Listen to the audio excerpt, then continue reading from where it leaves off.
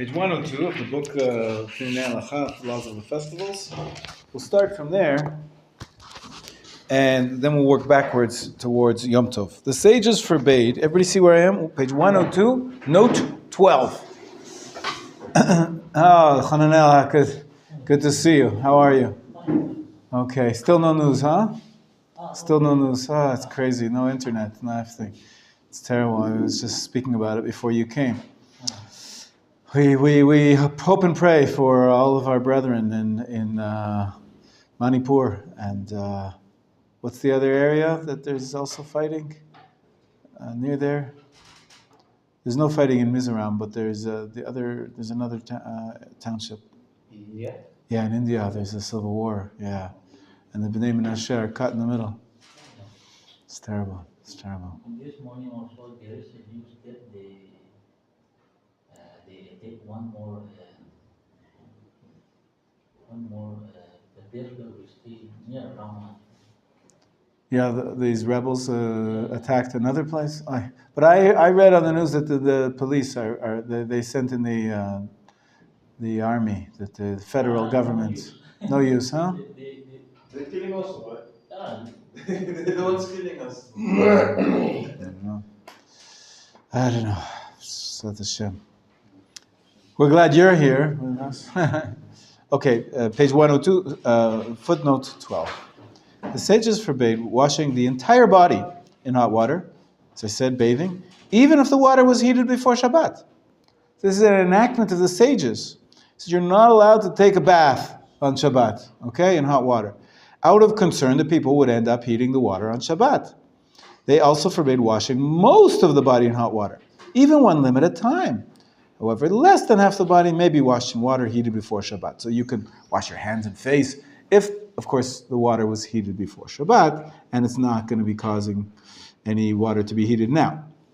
The Gemara states that this enactment pertains to Yom Tov as well as Shabbat. So we have the same gezerah, the same rabbinic prohibition on Yom Tov as there is on Shabbat. Okay, we're going to skip there. We're going to skip to the next footnote. Next footnote, 13. If you look at footnote 13, it says on page 103, on Shabbat, turning on the hot water tap is forbidden, both when there is boiling hot water in the tank as well as when a heating element is boiling the water, because of the prohibition of bishul. As I explained to you, that if you turn on the hot water, you take out some hot water, some cold water is going to go in. In contrast, on Yom Tov, one may turn on the hot water tap even when the when the heating element is working, and will heat additional water, which is not needed, since it is impossible to use the hot water without having cold water enter the tank. And when needs the hot water, the whole process is deemed a Yom Tov need. As we said, you're allowed to cook on Yom Tov for your food and also for all of your needs on Yom Tov. So if you need hot water to wash your dishes, to wash your face, you're allowed to use hot water on Yom Tov. You don't have to worry about that the water is going to be cooked sort of indirectly. Besides, it is possible that the additional water is considered to be heated up indirectly, which is technically permitted. Moreover, there's no prohibition, to the next page, on Yom Tov of heating more water than necessary. In any case, there's no Torah prohibition involved, since guests might show up unexpectedly, make use of the hot water. So, the first issue is still an issue. The first issue is you're not allowed to bathe. We're not finished yet. Up till now, we're presenting the problem. By the end of the day, we're going to say there's a difference in Shabbat, bathing on Shabbat, and bathing on Yom Tov. But the issue of the heating up water is easier, right? Because you're allowed to cook on Yom Tov. You're not allowed to cook on Shabbat, but you're allowed to cook on Yom Tov. So you really have less to worry about when it comes to actually cooking the water. What do you have to worry about? You have to worry about the rabbinic enactment, not to bathe. You're not allowed to bathe on Shabbat. You're not allowed to bathe on Yom Tov. So how do we get around that? So let's take a look. Let's go back now to the text of number 10 on page 101. Because of a variety of possible halachic issues, many do not bathe or shower on Yom Tov. Makes sense. We've got a problem. However, in a case of need, Micha, why don't you read for us? One may bathe in hot water. Okay, so, Top of the page 102. Top of the page 102 now. one of two, like, As long as the water was heated in one of the following ways. what? As long as the water was heated in one of the following ways, before Yom Tov and Yom Tov by the sun, or on Yom Tov using a timer. This is one of the differences between Shabbat and Yom Tov. On Shabbat, one may bathe in hot water. In lukewarm, but not hot water. One may bathe in lukewarm, but not hot water. While on Yom Tov, one may bathe in hot water. Some are stringent, maintaining that there is no difference between Shabbat and Yom Tov. And on Yom Tov, too, one may bathe only in lukewarm water. Others are even more stringent, maintaining that it is rabbinically prohibited to bathe even in lukewarm water on Yom Tov as well as Shabbat. Some Ashkenazim follow this ruling. Nevertheless, in practice, the halakha follows the majority of poskim, who are lenient and permit taking a hot bath on Yom Tov. When not being able to bathe will cause serious discomfort, such as on Rosh Hashanah, the Shabbat runs into Yom Tov, and in Chutz La'aretz, where Yom Tov is 2 days. It is proper to follow the lenient opinion in order to properly enjoy and honor the festival. If one has a soda boiler, Dud Shemesh, he may bathe in water that was heated up on Yom Tov. One who does not have a solar boiler may turn on his electric boiler before Yom Tov. So as not to waste electricity, he may connect the boiler to a timer so that it remains activated only for the moment of time necessary. Unlike on Shabbat, on Yom Tov, the hot water that may be turned, even if the water is boiling hot, and even if the heating element is working. This is because on Yom Tov there is no prohibition on cooking. However, one may not turn on an electric boiler on Yom Tov, because doing so is considered lighting a fire. As we have already seen, it is forbidden to light a new fire on Yom Tov. Okay, so here in the Middle East, many people, it's considered to be a very hot climate. Where it's only springtime, it's not quite full summer yet, but it can get hot this year. We have Shavuot and then Shabbat 2 days in a row.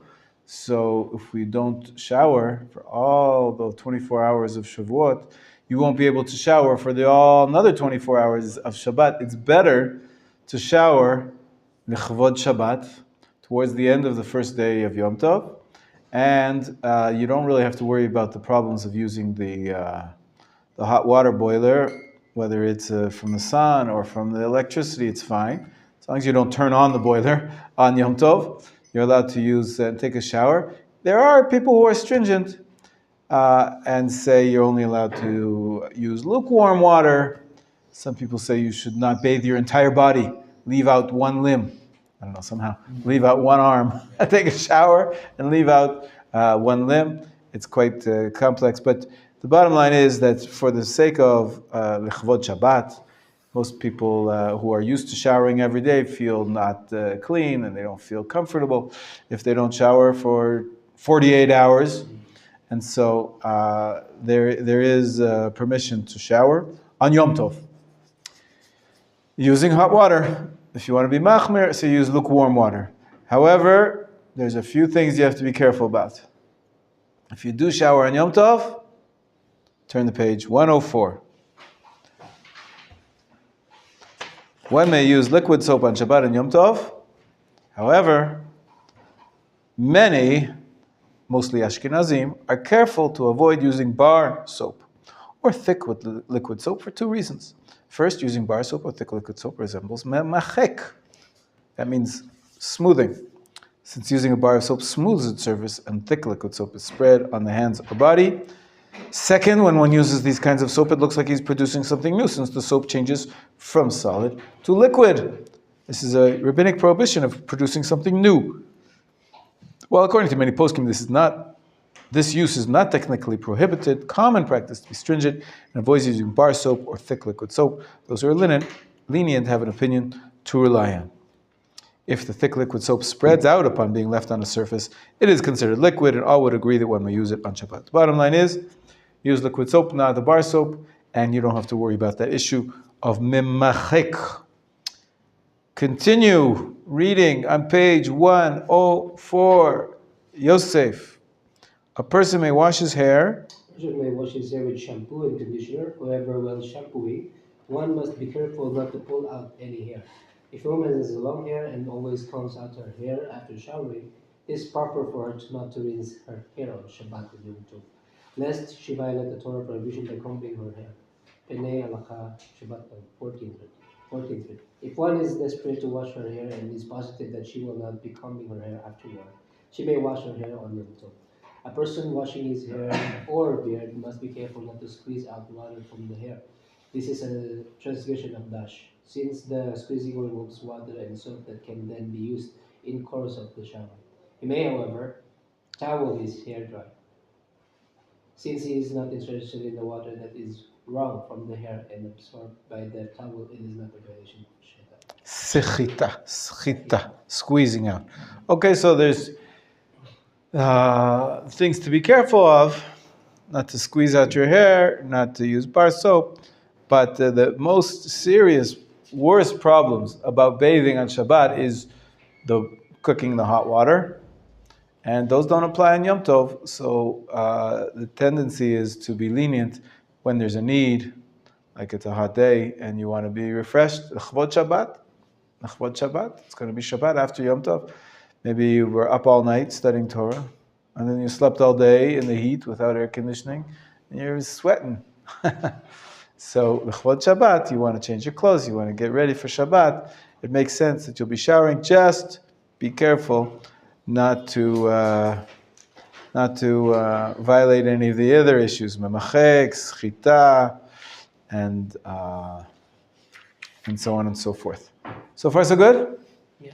All right. Well, chapter 6. Chapter 6. Moving right along. Before we forget, today is Thursday, so we have to prepare for Shabbat. But we'll do a little more, and then we'll sing a song. What's special about this Shabbat? Anybody figure it out yet? I gave you a trivia question. Why is this Shabbat special? I check it out. It's the Shabbat Kala. It's Sephardic. They say it's a Shabbat Kala. Kala. Yeah. Interesting. Not this Shabbat. Next Shabbat, maybe. Or maybe this Shabbat. The next Shabbat. Shabbat is the first Shabbat commanded by Hashem. How do you figure? This coming Shabbat, Bet Chaf.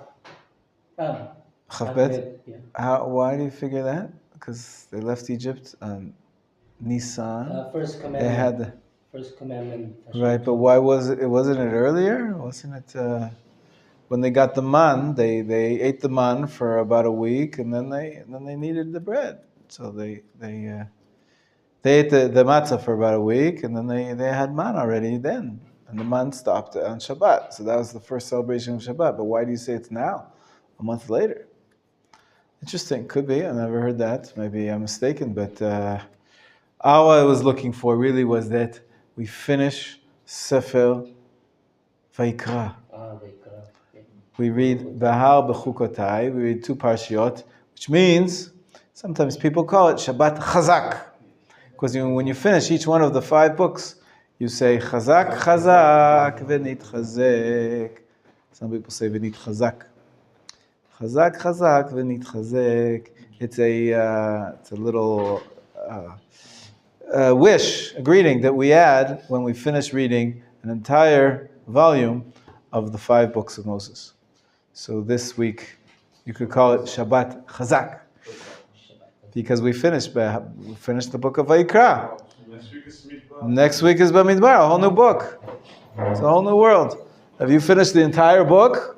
Have you read every word of the parsha from Vayikra, Tzav, Shmini, Tazria, Metzora, Achrei Mot Kedoshim, Emor, Bahar, Bechukotai? Do you know the names of the parshat? Yes. I Good. You know some. Vayikra. Vaikra, Tzav. Tzav, Shmini. Shmini, Kirushim. No, Tsaria. Tazria, Mitzora. Metzora, Then again. Huh? So those Kedushim. before that. Acharemot. Acharemot, Kedushim. Kedushim, Emor. Emor, Behar. Behar. Bechutai. יפה מאוד. מיכאל, טוב מאוד, טוב מאוד. Good, you're paying attention. But I found out like I had a technique like how to remember like. What's the when you technique? read- when Good, you what's the read, technique? Yeah. You think like, hey, what was the last one? Because many years I just read, but I don't remember. I know only that Bo and Lechlecha, you know. Right. But like Bechlutai, I always you have some also like the same name, like looks each other. But I see like if you think yourself like, oh, what you did last time, and then it stays, and then you get still more. Good, very good, very good. Okay, let's do it here. Are you ready? So I'll say the first parsha, and then you say the first and the second parsha. Okay? And then, Gabi, you're going to say the first three parshot, and we'll go. That way we'll try Michael's trick. Okay, so I start with Vayikra, and you say Vayikra Tzav. And you say Vayikra Tzav Shmini. Say it. Okay? You ready? Vayikra Tzav Shmini Tazria. Now you say Vayikra Tzav Shemini Tzaria Mitzora. Tazria Metzora.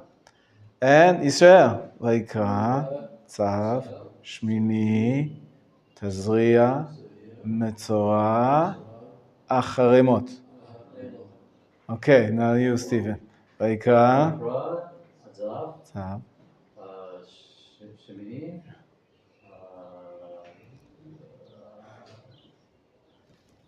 Let's do it again, looking at the people who said it. Okay, so I'm Vayikra. What are you? Tzav. What are you? Be with us, Gabriel. You're Shmini. What are you? Hanana. You're Tazria. What are you? Metzora. No, not really. Just. What are you? Acharemot. Right? Israel. You're Acharemot. Acharemot. Say Acharemot. Acharemot. And what do you say? Kedushim. Kedushim. Yes, Kedushim. Vayikra. Tzav. Vayikra, Zav, Shemini. Tazria. Metzora. Acharemot. Kedushim. You, Binyamin, you're Emor. Emor. So now you have to say all of them. You have to say all of them in a row. Okay? We'll say it together with us. Start with me. Start with me. I'm first. Vayikra. Look at the Yosef. Tzav. Yosef. Vayikra. No, you keep saying. You look around the room. We're trying to help to remember by the people. So Vayikra is me. Now Vayikra is me. Tzav. Shmini. Tazria. Metzora. Acharemot. Kedushim. Emor. Behar. Bechukotai. Okay, it's all right. All good. Okay, you got it now? Now this week we do the last two. Behar Bechukotai. This week. Okay, so Zat Hashem, we'll do our song soon. Let's go, chapter 6. The Melacha of Hota'ah. Gabriel, will you read for us, please? Melacha of Hota'ah. Hota'ah is one of the 39 categories of forbidden labor on Shabbat. It prohibits transporting an object from a private domain, Reshut Hayachid, to a public domain, Reshut Tarafim, or vice versa, or transporting an object more than 4 amos in the public domain. In contrast, in Yom Tov, Hota'ah is included in the Melacha for food preparation. It is preparing a Yom Tov meal. It is very useful to be able to carry food, Cutlery. cutlery, Forks and knives, yeah. and dishes from one home to another. We have already seen that once a melacha is permitted, we talk for purposes of food preparation, the The tzorech ochel nefesh is also permitted for other purposes that bring joy or benefit on Yom Tov. Thus, one may go for a walk in the public domain while pushing a baby carriage, and one may carry a Torah scroll or lulav in the public domain. Nevertheless, it is forbidden to carry rocks or other objects that are not needed for the enjoyment of Yom Tov. Therefore, one who enters the public domain must first make certain that there is nothing unnecessary in his pockets. Those who permit carrying on Yom Tov, even when no purpose is served, ration. The Halakha follows most poskim, who maintain there is no prohibition upon carrying on Yom Tov. In such cases, it is also forbidden to carry something on Yom Tov for a non-Jew, for an animal, or for the weekday purposes, because all of the melachot that are permitted on Yom Tov are permitted only in order to increase our enjoyment of the day. Or then one may not carry something for someone or something that has no mitzvah to enjoy Yom Tov. If an object may not be carried on Yom Tov, it may also be carried in a Carmelite. Not be carried. Not be carried in a Carmelite. A semi-public domain, rabbinically defined as a public domain.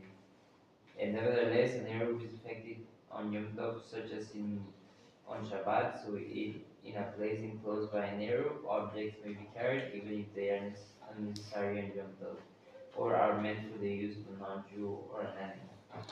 Okay. As you can see in the bottom, footnote 1, it says, in order for carrying to be permitted in public, the area must be surrounded by a wall or gate. Okay? If the area is a Reshut HaRabim, a public domain according to the Torah, or by Tzurat HaPetach, that's the frame, the form of a frame, of a door frame, if the area is a Carmelite, as explained in Pinei Shabbat. Okay, then there's more laws of Eruv, which we're not going to discuss in great detail.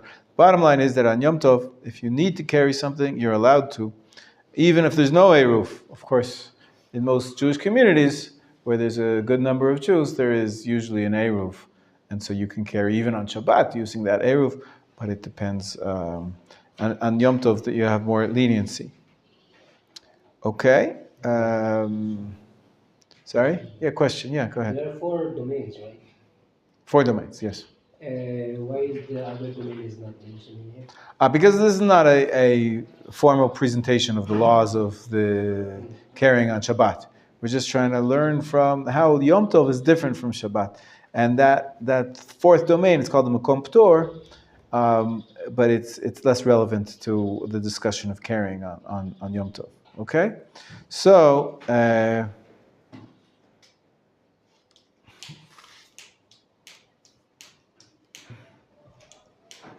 let's proceed. Let's proceed. The bottom line is that carrying is allowed for any need that you might have. Take your keys with you on Yom Tov. That's allowed, even if there's no Eruv. As I said, it's less practical, so we're going to keep going. If you look at section 4 on page 109 now, please. Techumin. What does that mean? The prohibitions relating to boundaries, techumin, apply in Yom Tov, just as they do on Shabbat. Okay, Hananel, you read for us the idea behind these holy days. The prohibition relating to boundaries, apply on Yom Tov just as they do on Shabbat.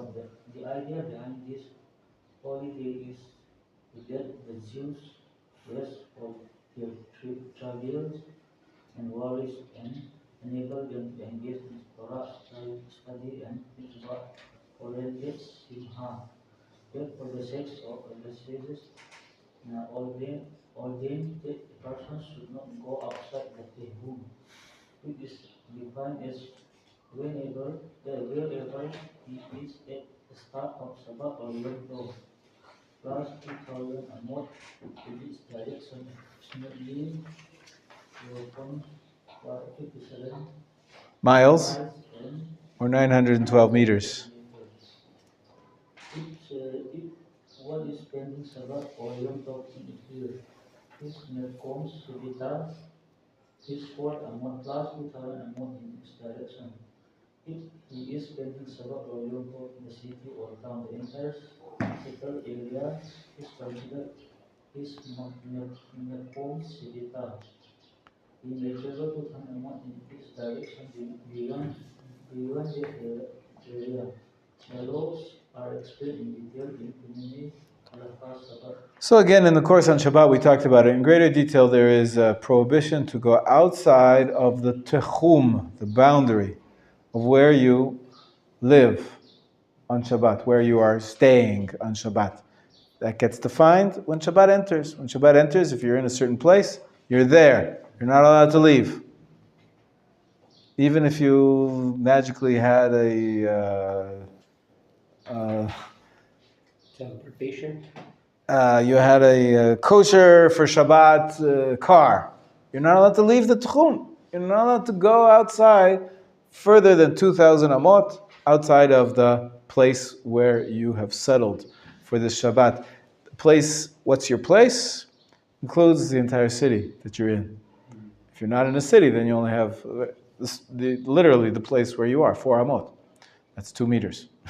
You're in a little bubble. But if you're in a city, so the entire city, but you can't go for walks outside the city boundaries more than 2,000 amot, which is about 1 kilometer, less than that, 912 meters.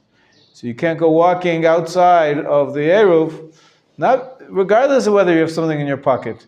You can't go outside too far because there's a prohibition of techumin. Menachem says this applies to Yom Tov as well. Yom Tov as well. You're not allowed to go outside of the techumin, even if you don't have anything to eat. You want to go out and get something to eat. You're not allowed to leave the techum on Shabbat, on Yom Tov as well. But if the house of the house is in the edge, like it's a city, and then the other one step it's in the other city. So then there's no problem. You can get, then you get the whole another city. If the other city is within 2,000 amot, then the entire city is considered to be one place, and you can walk. If you can walk into one step into the other city, that's part of your 2,000 amot. You can get the whole city. You can walk into the whole city. It's nice. There's a lot of details of this, but when we learn the laws of Shabbat, we'll be talking about it in greater detail. Next, Muktzeh, page 111, number 5, Michael Aryeh, Muktzeh. The sages forbade moving things that are not fit for use on Shabbat or Yom Tov, and that one therefore puts out of his mind, Maktzeh mida'ato. You put it out. That's what the word Muktzeh means. It's put out from your mind. That's really the original meaning, that it's Muktzeh. It's set aside. Everything you use on Shabbat and Yom Tov has to be prepared. It has to be set aside for use. Some things that's not set aside for use, it's not designed for use, so then it's out of bounds. It's out of, you're not allowed to move it. So we're going to see, yeah? Is that the reason some people, when they buy things in Shabbat, they take, because someone sometimes told me that they take something and say Shabbat Kadosh. No, the reason they say that is because they want to be spiritual. Oh. And they say, I'm not just eating and drinking because I'm hungry, I'm eating and drinking because I want to honor the Shabbat. And so they want every action that they do that should be for the sake of Shabbat. But that has nothing to do with the loss of Muktzeh. But that's before Shabbat, right? It's like when you go to the grocery shop or you buy. Also, you want to be buying your groceries in honor of Shabbat. It's a mitzvah to do kavod Shabbat. We spoke about it the other day, that there's a mitzvah to prepare for the Shabbat called kavod. Kavod goes together with oneg, which is on the Shabbat. So then they whatever they do, they say it's for the honor of Shabbat, but it has nothing to do with Muktzeh. Muktzeh, we're going to see the rules now. First, Rav Menachem is going to explain the reasons. Go ahead. Yes, there are two fundamental reasons for this. Page 111. This prohibition. To preserve the atmosphere of these holy times as days of rest, dedicated to holiness and peacefulness. The idea of rest applies to one's hands as well. They should not move objects or be involved with activities that are not connected to Shabbat or Yom Tov. Right, look at me. My hands are busy. They're always doing something, right? I'm handling, this is Moktzeh. On Shabbat or Yom Tov, I should not be doing this. On Shabbat, I should be at rest, not touching things, and then next thing you know, I'm going to be writing. The second reason is that it's going to lead you to do a sin, because writing is a sin on Shabbat. Go ahead, number 2. Or we're not finished yet. Sorry, go ahead. Yeah, let's finish reading a little more, and then I'll take the questions. Go ahead. The idea of rest. Different items Yeah. unnecessary for these holy days were permitted. People might well spend the whole time cleaning and arranging their homes and belongings, thus negating the mitzvah to rest. To set up a safeguard. Number 2, the second reason. Yeah. So the second is to set up a safeguard so that one will not come to do Menachem on Shabbat or Yom Tov. For if one carries a necessary item on Yom Tov, there is a concern that he will use it to do a forbidden Menachem, or that he will end up carrying it from one domain to another. As we have seen, one who carries an unnecessary item that possesses a Torah prohibition. Section 3 and number 2 above in accordance with the majority of the poskim. As a general rule, Muktzah prohibitions on Shabbat and Yom Tov are the same, so it's unnecessary to repeat the laws which are already spelled out in the Halacha Shabbat. However, there are 3 areas in which there are differences between the 2 days. In 2 of the areas, Yom Tov laws are more lenient than those of Shabbat.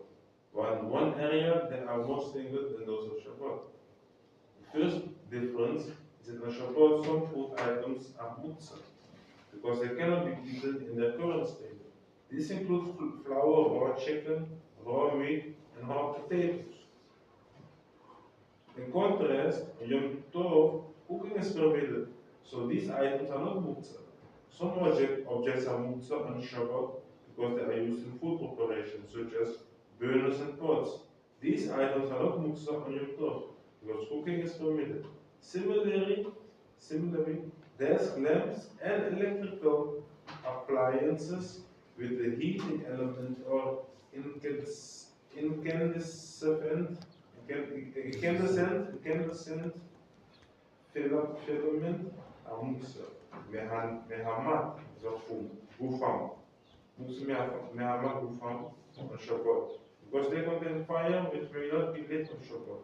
On Yom Tov, however, these appliances are not muktzah, because one may transfer a flame then.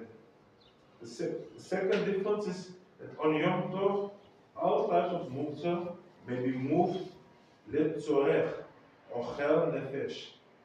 For example, if plaster fell into an oven, it may be removed so that the food for the Yom Tov meal is not shared, even though the plaster is muktzah.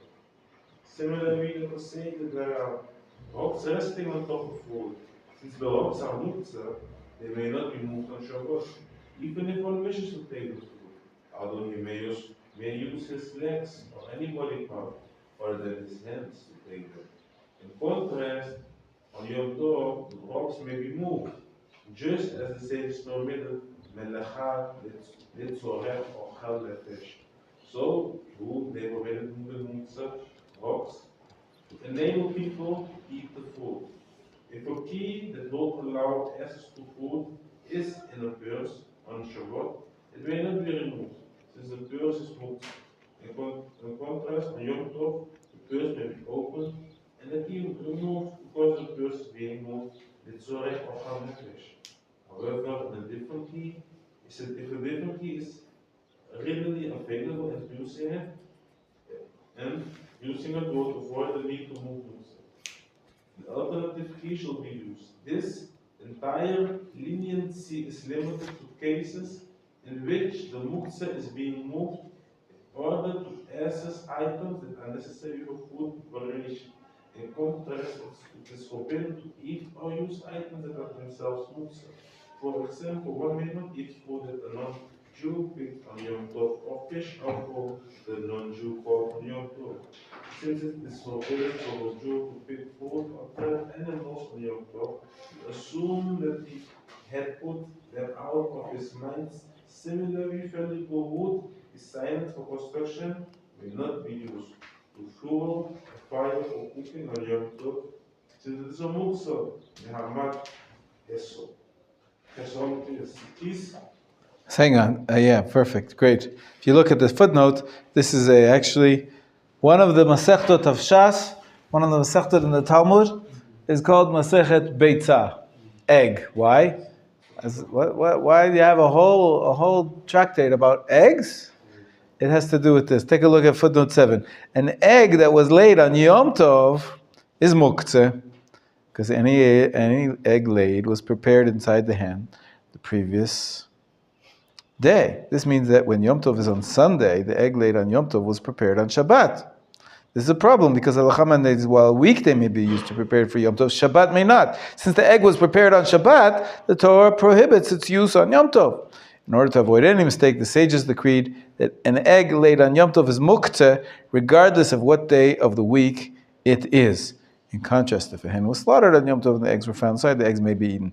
This is a Talmudic situation, which is famous because it's at the beginning of the Masechet. So the entire Masechet is called Masechet Beitzah. All the laws of Yom Tov are found in Masechet Beitzah. No, but for Shabbat it's called Masechet Shabbat. And on Purim, for the Megillat Esther, it's called Masechet Megillah. It makes sense. Pesach, Masechet Pesachim. When it comes to Yom Tov, it's called Masechet Beitzah.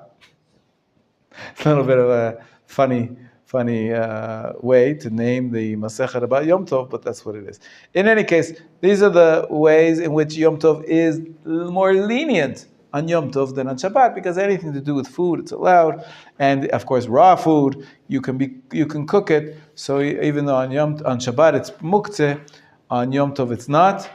However, there's one way in which muktzeh on Yom Tov is more stringent, and we'll see that in just a minute. But Stephen, you wanted to ask something? Yes, I want to ask. Nowadays, we can do the Kabbalah Shabbat earlier.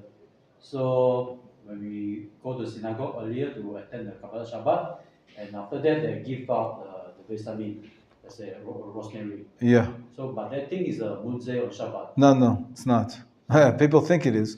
It's only muktzeh if it's a fruit tree which is connected to the ground. The sage just says, well, maybe if you touch the leaves and the branches, maybe you'll pluck the fruit off, which is a Torah prohibition. So there's a prohibition to touch or to move fruit trees.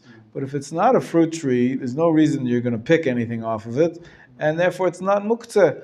And so for sure, this is not connected to the ground. There's no problem that you would move it. You can handle rosemary, you can handle nana leaves on Shabbat, no problem. So we can carry it around? Carry it around, if there's an Eruv. Yes. If there's an Eruv. Rose flowers? Also, cut flowers, we're going to see when we learn the laws of Shabbat one more time. When we learn the laws of Shabbat, it's a problem to move plants which are in earth. Yes. Because then when you move them one place to the other, it's like uprooting them, which is like harvesting. You're not allowed to cut off flowers from their place where they're growing, and it's a problem. But if they're already cut, and you have cut flowers in a vase, they're not growing there, they're just keeping them alive. So then you're allowed to move them if you have a need they are muktzeh, because you don't use flowers on Shabbat. But if you need the table, you want to put on a tablecloth, so you have to move the flowers out of the way, so they're in the way. It's a type of muktzah which you're allowed to move if you need the space. It's called muktzah. If you need tzorach mekomo, so that you're allowed to move cut flowers, even if they're in water, it's no problem. Same thing with nana leaves. If you want to smell them, you're allowed to. Some people say you shouldn't rip them up and crumble them, but some people say you're even allowed to do that. If it's for the sake of enjoying them on Yom Tov or on Shabbat, it's allowed. Okay, miksa stringency. So let's finish it off.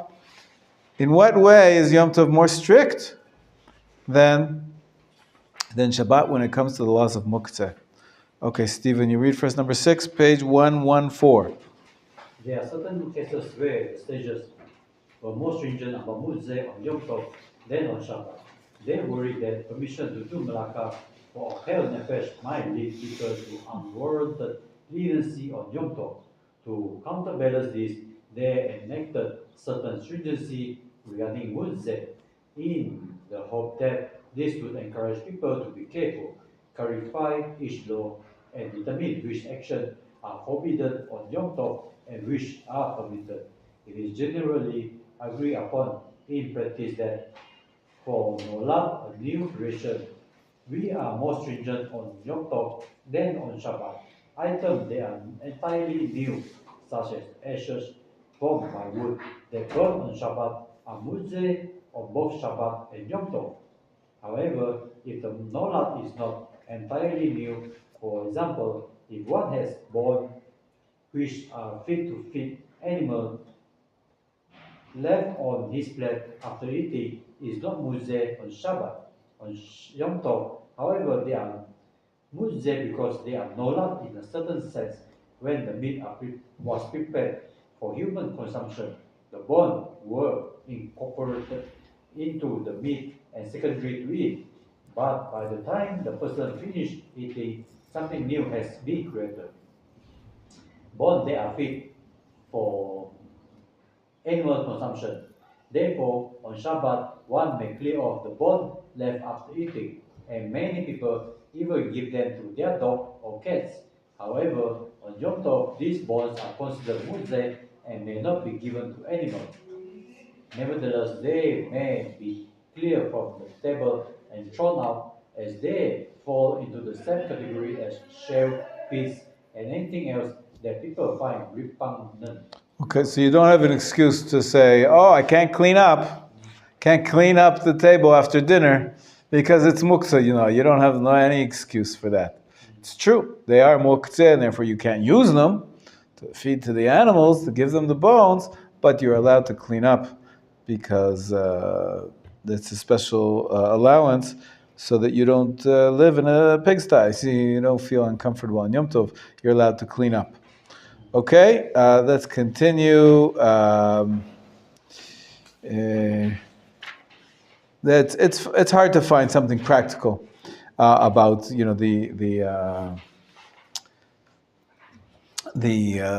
mukta, which is nolad, which is something that's created on Yom Tov, and there's debates about it. So but you should just know that there is this concept that for some reason, some things, mukta is more lenient on Yom Tov, but there are some areas in which mukta is more stringent. Okay. Rabbi, Yes. does it mean creating a new vessel, like the packaging we open and we cannot reuse? It's the same like Shabbat. Is applied here as well? True. Yes. You're not allowed to. It's not one of the 7 melachot which is permitted. The melachot of building, constructing, which is a problem for why some people don't allow you to open certain types of packaging, because you create a new hole, you create a vessel that can be reused, and so that applies on Yom Tov as well as on Shabbat. Okay, let's put aside our books. Next week we have just chapter 7 to finish, and then we already did chapter 8. We're going to go to chapter 13 and learn about Shavuot. Don't forget that next week we also have another holiday. Even before Shavuot starts, a week before Shavuot, we have Yom Yerushalayim, which is going to be a week from today in the afternoon. It's actually Friday, but it starts Thursday night, and we're going to have to spend some time speaking about Yom Yerushalayim. Of course, miracles happened in our day. And of course, we are concerned and hope that we are successful. The IDF is currently at battle with another operation. It seems like every year or every other year, we have another operation against the terrorists from Gaza that are shooting rockets at us and their friends, wherever they happen to be, trying to attack us. And the IDF is fighting back, Baruch Hashem, and we've had some success getting some of their head honchos, their head leaders, and of course crazy situation where there's 100,000 kids that are not going to school. They bombs, people in bomb shelters, and they're shooting rockets at us for now. It's been over a day, 24 hours, and hopefully it'll be over soon. People will be able to go back to their regular lives, and Hashem should protect soldiers, protect the civilians, and we should be successful in beating down our enemies who are just trying to kill us any chance they get. So, Bezrat Hashem, that'll be successful as well, and we'll come to a peaceful conclusion as soon as possible. Let's open up our Zmirot for Shabbat. We have Zmiron or Birkon. It's a little book that's used for Zmirot or for Brachot.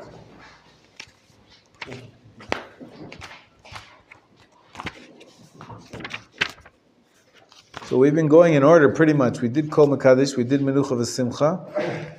Yeah. Page 44 is one, many of you know it if you've been around the yeshiva for a little bit. But we'll look at it together because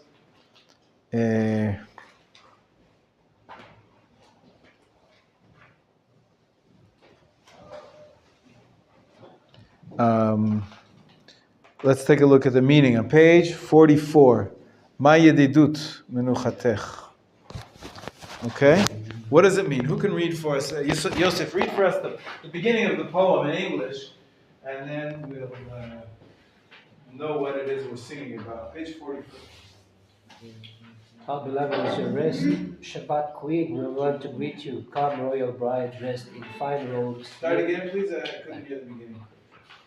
How beloved is your rest, Shabbat Queen will run to greet you, calm royal bride dressed in fine robes. We light the light with blessing, our labor's end, as says, you shall do no work to savor the delights of fowl, quail, and fish. Right, that's the chorus. To savor the delights of fowl, quail, and fish. Some people say you're supposed to have meat and fish on Shabbat and Yom Tov to be doubly joyous, to savor the delight, the deliciousness. Lehit aneg. We talked about the word oneg, Shabbat. There's a mitzvah to delight in the Shabbat. This is the word here used. Lehit aneg. To get oneg, to get delight, pleasure on Shabbat and on Yom Tov. And the examples they bring are barburim, fowl, different types of duck, maybe. Slav is a type of bird. Another type of bird, Slav is sometimes called quail. And dagim, fish. Okay, so let's take a look at this tune. There's a few tunes. And Maya Didut. See if it works.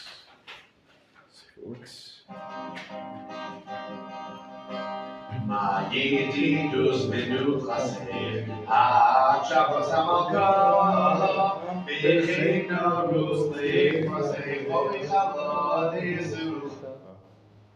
What happened? Yom zeh No. Sorry. I must have pushed the button back. So let's start from the beginning. It's pretty quick. Pay attention to the Hebrew. Ready? Ma yedidus menuchaseh, ha'shavos hamalkah, b'cheinarus le'kvaseh, v'michalot yizuch. לבוש בגדי חמודות, להדליק נר בברכה, תראה כל העבודות, לא תצאו לברכה. לה לה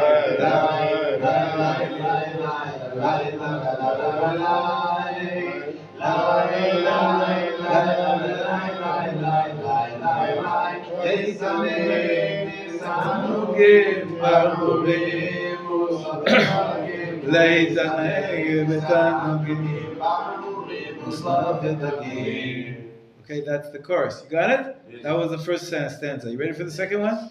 Yeah. Sorry? There's a dance? Could be there's a dance, yeah. I don't know. But, they sing this in yeshiva, no? Yeah. You sing this in yeshiva, right? Yes. All right. You sing every week, huh? Yeah, okay. Me'erev, you ready for the second stanza? Me'erev? You ready? Me'erev. מערב מזמינים כל מיני מטעמים מבעוד יום מוכנים טובים ומפותמים ולרוב גם מינים שתות יינות מבוסמים ותפלוקי מעדנים בכל שלוש פעמים ליי ליי ליי ליי ליי ליי ליי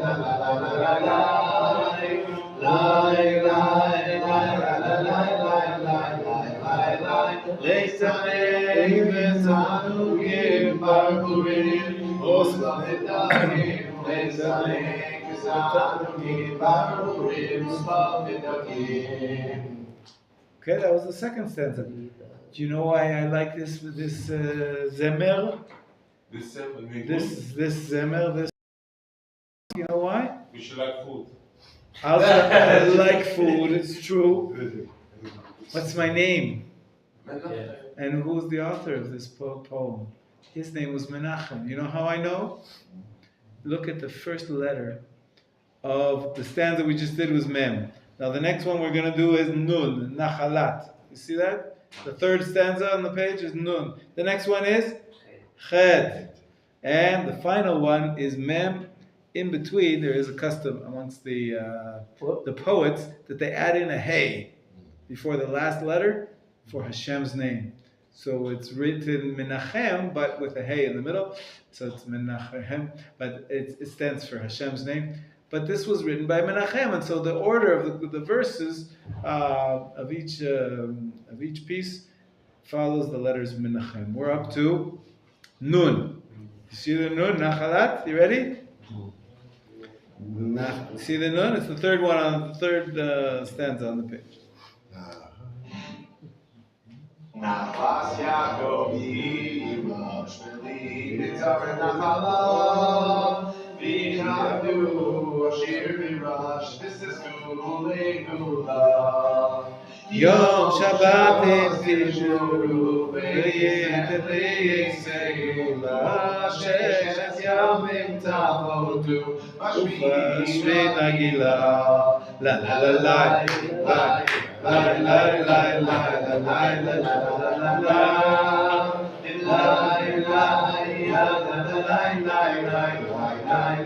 Lehitamnek Betadugim Barburim Usmafetagim Sanek Betadugim Barburim Usmafetagim. Now, hey, he, what? Sorry. Cheshbonot Hirurim Mutarim Leshadecha Banos V'teinot L'Amdo Sefer L'Amazei Yamin Yizlach V'teinot Shefer V'chol Pinot Machanos. Just explain, but the Chafatzecha, look at the English. Your secular concerns are forbidden, so too are calculations. You're not allowed to do business on Shabbat. Reflections are permitted, Hirhurim Mutarim, and arranging matches for girls. Even though arranging matches to matchmaker, set up people to get married, there's a financial element. The sages were lenient because we want people to get married. You see how excited we are that Michael's son got engaged? So even on Shabbat, you're allowed to involve yourself in matchmaking and teaching a child a book, of course, teaching your children. Perfect. Shabbat is for teaching your children. Singing songs of praise. Hey, that's what we're doing right now. And meditating on fine words at every place and gathering, obviously, it refers to learning Torah. Ready? La la la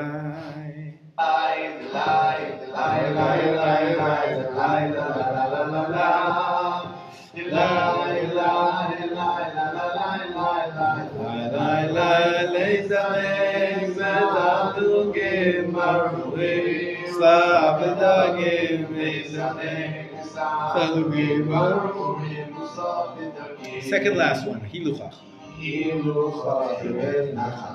Omega Shabbat, Ve'ashena Mishubatas, Ve'ashena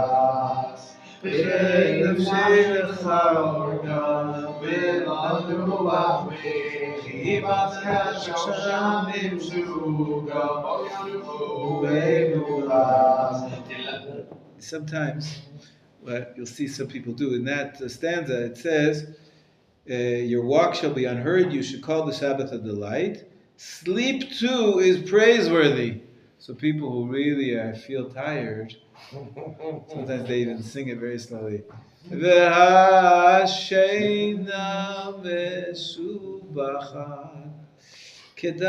refreshes the spirit. Anyways, ready? The last one. First, the chorus. There's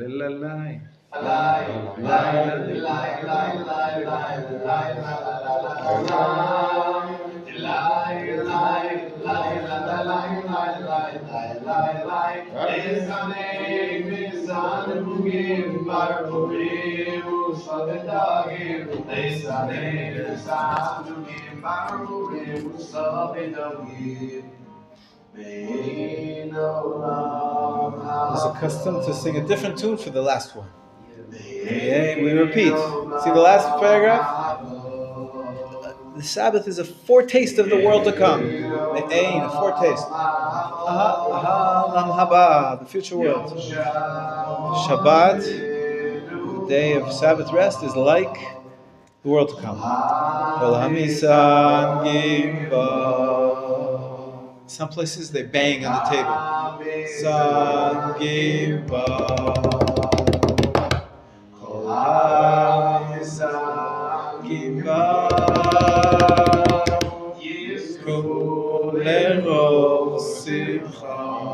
You ready? Mechevlei Mashiach, Tzadam Livracha, Mechevlei Mashiach, Miseinu Tzadam, Tzmiach Zeyedon Hamachai, Lai Lai Lai,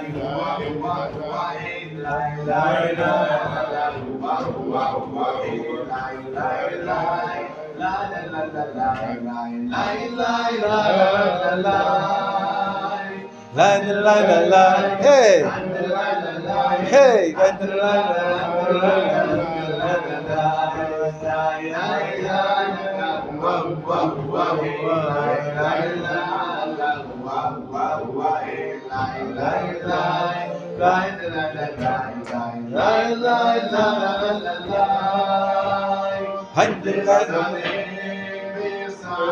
let's finish it up with the chorus one more time.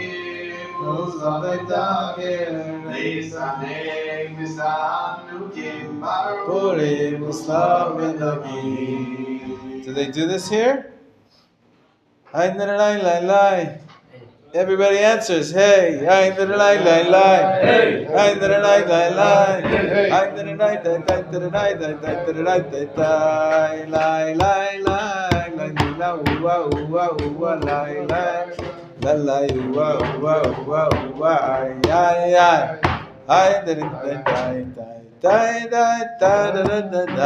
it's important not to be old. Gotta have fun. Oh, then they different people lead. It's fun. It's a great time. Okay, so that's my Yididut. Beautiful song. The words are just beautiful about how we enjoy Shabbat. We eat on Shabbat. We learn Torah on Shabbat, and all the other festive, joyous things. And of course, with the chorus being about eating yummy, delicious food. Hopefully, they have barburim. Barburim is duck. When's the last time you had duck? Duck. Delicious. Yesterday. Really? Yeah. Huh? Where'd you eat duck? Bar mitzvah.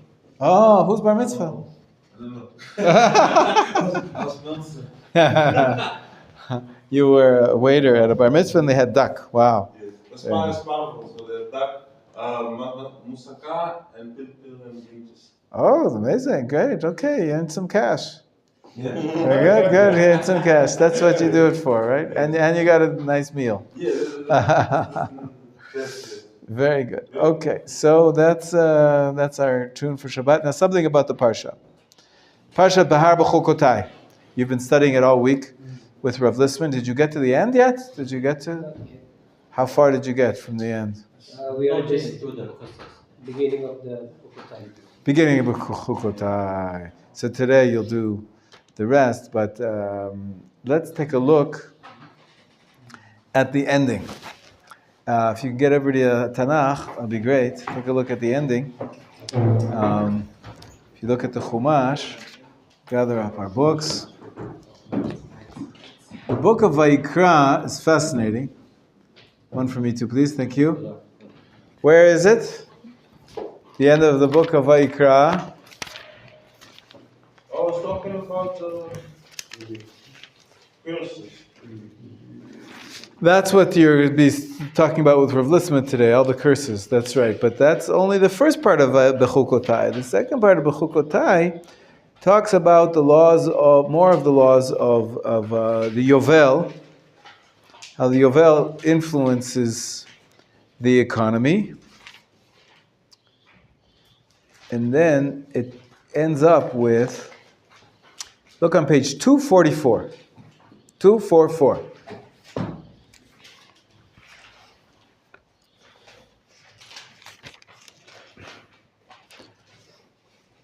A lot of the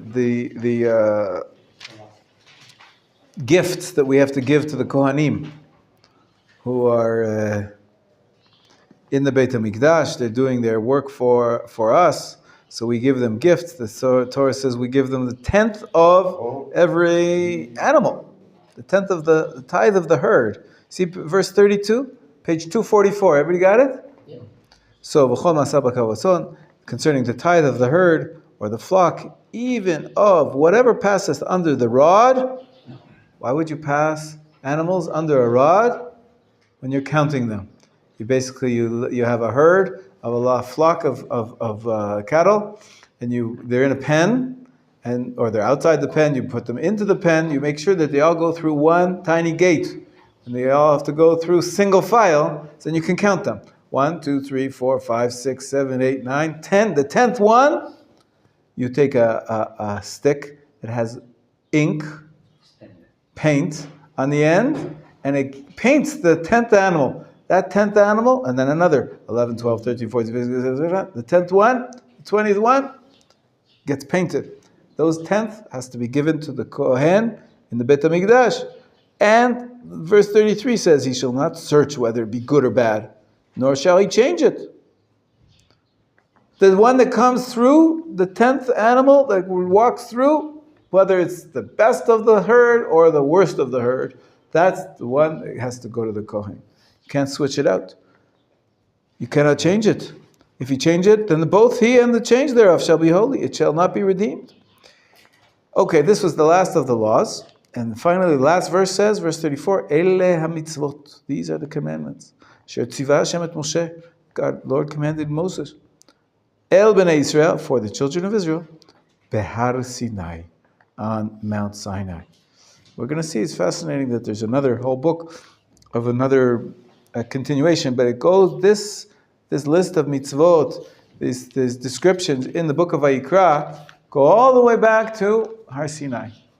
Har Sinai, that's where we got the Torah, and Moshe received a lot of the oral law, as well as the written law. Some of it got written down.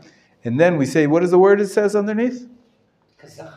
Chazak. Like we said, what is this week's parsha called? Well, this is Shabbat Chazak, because we finish off the book every time, 5 times a year. And only 5 times a year there's a Shabbat where we recite this Chazak, and we say, usually when the person is reading from the Torah, he'll change the tune a little bit. He'll say as follows. Ele hamitzvot asher tzivah Adonai et Moshe b'nei Yisrael behar Sinai. And then the entire crowd answers, Chazak, Chazak, v'nit chazek. And then the reader repeats after them, Chazak, Chazak, v'nit chazek. And then the person who has the aliyah, he will recite the brachot afterwards. And then there's maftir and haftarah and all the rest. But that's Shabbat Chazak. We finish off the book of Vayikra. It's fascinating. If you look at the beginning of Bamidbar, we're going to learn next week, Vaydaber Hashem Moshe b'midbar Sinai b'ohel moed. God said to Moshe in the wilderness of Sinai, in the tabernacle of the congregation, Be'echad lechodesh hasheni tells you when it is, the first of the second month. B'shana hasheni, in the second year, the Tzitam me'eretz Yisrael, after they came out of the land of Egypt. Go back to the beginning of Vayikra. Beginning of the book of Vayikra, page 184. Vayikra Moshe, God called unto Moshe, and he spoke to him out of the tabernacle of the congregation. Now the tabernacle of the congregation was just inaugurated at the end of the book of Shemot. At the end of the book of Shemot, it tells you exactly when it is. Look at page 181. Page 181. Chapter, what chapter is this? Chapter 40. XL is 40, I believe. XL is 40. You drink XL? You're drinking 40. Look at page 181. It says, on the first day of the first month shall thou set up the tabernacle of the tent of the congregation. So Moshe set up the Mishkan on the first day of the first month. Basically a year after they came out of Egypt, right? Nisan, the first of Nisan. And then, what happens in the book of Bamidbar? We just said, on page 245, we said it was at the beginning of the second month after they came out of Egypt. So it's a month later. The book of Bamidbar is a continuation of the story from the end of the book of Shemot. And in the middle, we have an entire book, the book of Vayikra, the book which teaches us the laws which God told Moshe. Basically, they're two parallel books. The book of Vayikra and Bamidbar are parallel. They both consist of mitzvot, of directives that Moshe was given from Hashem. The book of Vayikra is primarily about the laws of the Kohanim. Purity, impurity, how to set up the internal holiness within the camp. And we're going to see in the book of Bamidbar, after we finish now Vayikra, the Torah seems to be focusing on how that holiness affects the rest of the camp. How the Jewish people lived with that holiness, with the Mishkan in the middle of the camp. You know that the Mishkan was in the middle. People were camped all the way around it. That was the centerpiece. So this is the book of Vayikra versus the book of Bamidbar. Right now we finished this sort of, you could say it's in parentheses, it's in brackets. The entire book of Vayikra could be left out. You continue from the book of Shemot to the book of Bamidbar. It's the book that's called the Torat Kohanim. It's the book, it's the priestly laws. Very special, very uniquely worded section of the Chumash, the book of Vayikra, and it included how many parshot? 10 parshot, right? We know them off by heart? Vayikra, Tzav, Shmini, Tazria, Metzora, Achremot, what are you? Kedoshim, Emor, Bahar, B'chukotai. Again, one more time, ready? Vayikra, Tzav, Shmini, Tazria, Metzora, Achremot, Kedoshim, Emor, Bahar, B'chukotai. That's 10 because there's 8 of us, so we had to double up. Right? There's 8 of us here, so we had to double up. But the sum total, 10 parashot of Vayikra. Now that you know them off by heart, right? I taught you a song once. I'll teach you a song next week as well. I'll review it with you when we have the pages in front of us. But the tune was Vayikra Tzav Shmini Tazria Metzora Acharei Mot Kedoshim Emor Beha Bechukotai. I taught you once that this is also the tune for a Shalom Aleichem. Shalom Aleichem, Malachei Asharet, Malachei Elyon, Mimelech Malchei HaMelachim HaKadosh Baruch Hu. 10 words also in that song. I sent, if you look in the WhatsApp group from before, you can't because you joined the WhatsApp group, right? Did you? Not yet. English department? Yeah. No, this class. No, I don't. You? You're on it. Yeah, you're on it. Who has Everybody else is on it, just not yet. So I'll send you. Do I have your number? Yeah. I have your number? Yeah. Okay, so then I'll join you. Send me a text and I'll join you. So there was a recording of that Shalom Aleichem song that I sent you, so you can learn it, and then you can learn all the parshot of the Torah as well. How many parshot are there in the Torah? In the book, but in the whole Torah, 54. 54 parshot. It's only 52 weeks a year. So that's why some are doubled up, like this one. How much have Bahar b'chukadar, doubled up. Why? Because there's only 52 weeks in a year, right? The truth is there's even less than 52 weeks in a year because some of the weeks we're not going to read a parsha. It'll be Yom Tov. Yom Tov, we don't read a regular parsha. So, right, Rosh Hashanah could be on Shabbat, or Yom Kippur could be on Shabbat, or Pesach, or Sukkot. Chances are every year there's going to be 1 or 2 Chagim which are on Shabbat. So you have even less than 52 weeks to complete the entire cycle. You have 50, let's say. So, but there's 54 parshiot. So you have to double up a few parshiot. In Vayikra, we double up quite a few. Bahar b'chukotai is doubled. Tazria Metzorah is doubled. Achremot Kedoshim is doubled. Right? Hananel and Michael are a pair. Tazria Metzorah.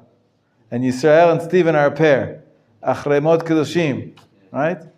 And myself and Yosef were a pair. Behar b'chukotai this week. It's double parsha. 10 parsha. We'll stop here. Shabbat Shalom. Shalom. See you next week. Okay. Here, Yosef, I'll add you.